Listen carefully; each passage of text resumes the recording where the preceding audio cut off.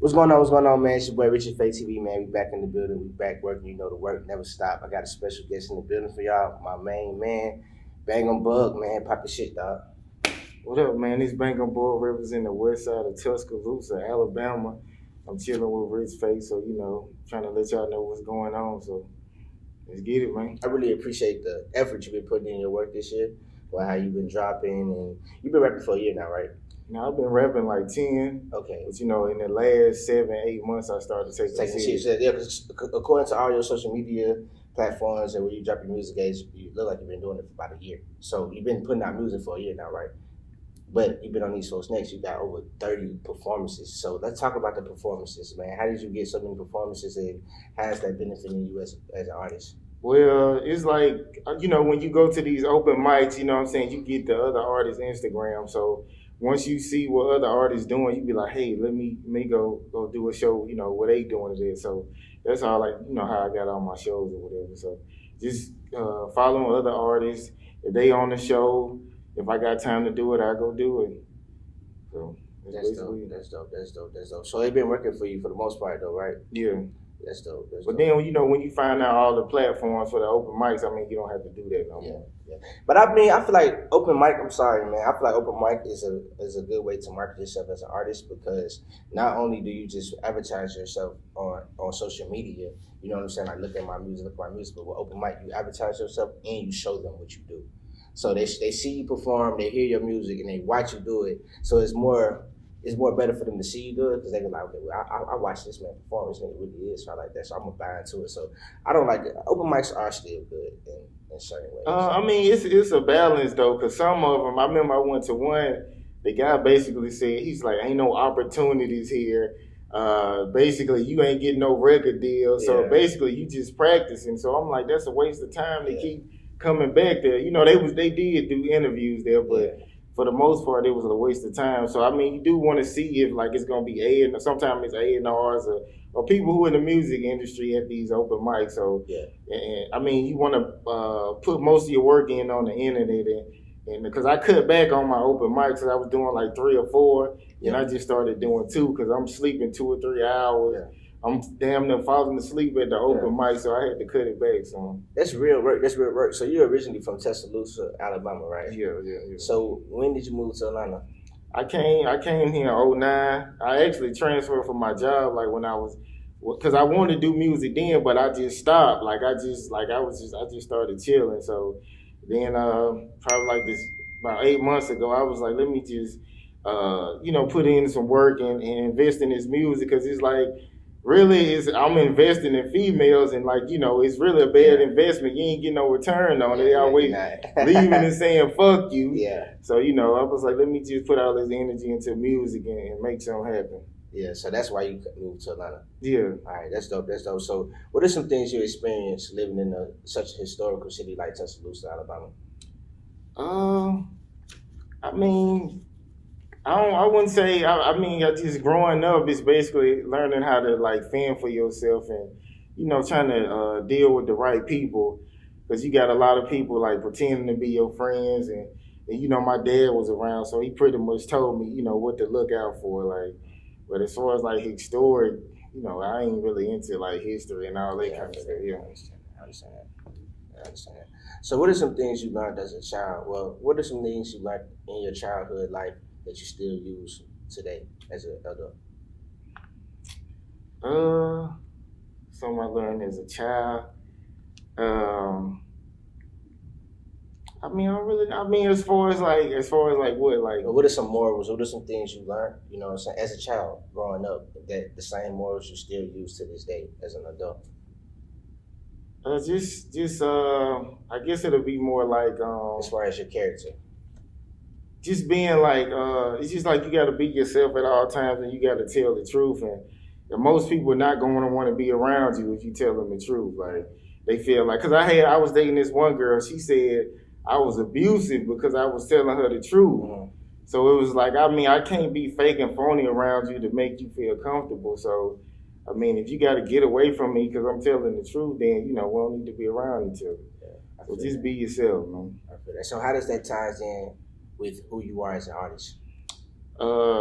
I think if you being yourself through your music, everybody's gonna gravitate to you because everybody deal with heartbreaks, everybody deal with fake friends. So I put all that kind of stuff in my music.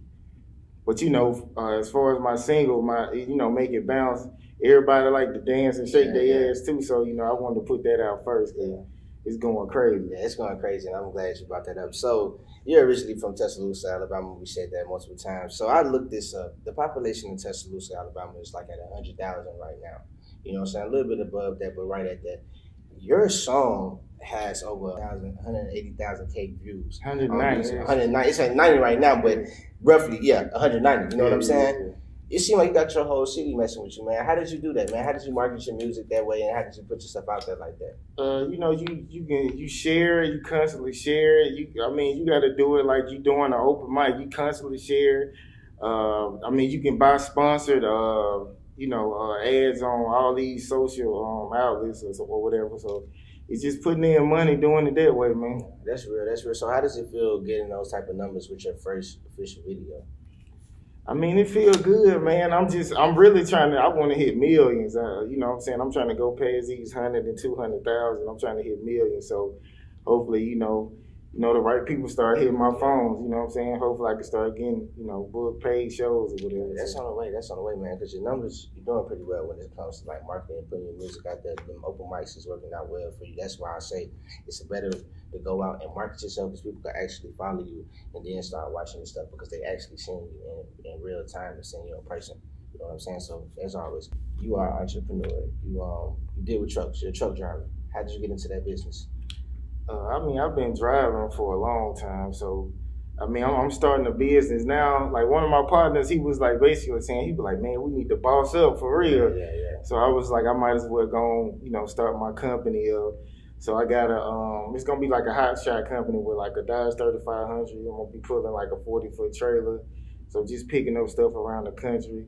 So basically, I'm doing this to get money to basically market myself better because it's not enough doing, you don't get enough money with a 9 to 5. So once I get enough money up, I'm probably going to hire somebody else to drive the trucks and get multiple trucks. That's the goal. Yeah. And then eventually with that money, start a label of my own. Yeah. So get it going like that, yeah. That's dope, man. Y'all better get on that, man. You know what I'm saying? He got a black entrepreneur, black man got a business. He making jobs out here. Y'all better get with him.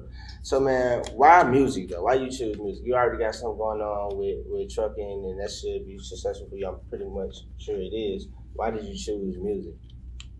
It's just like trucking was basically something, it was like I could do it and I wouldn't really have to go to college. It's a trade and I know you can make a decent amount of money. So that's why I was doing trucking. It ain't really something I enjoy like that. But rap is something I do for free. So that's basically what rap is. So I'm pretty much a loner. So when I do my music, I pretty much express myself and speak from the heart and let everybody know what's really going on with me. Yeah. That's dope, man. So, according to SoundCloud, your top 3 songs is Love Me, Nothing, and Make It Bounce. Love Me right now is at 55K, Nothing is at 21K, and Make It Bounce is at 40K, but it's at 190K on YouTube. So, out of these 3 songs, which one is your favorite song?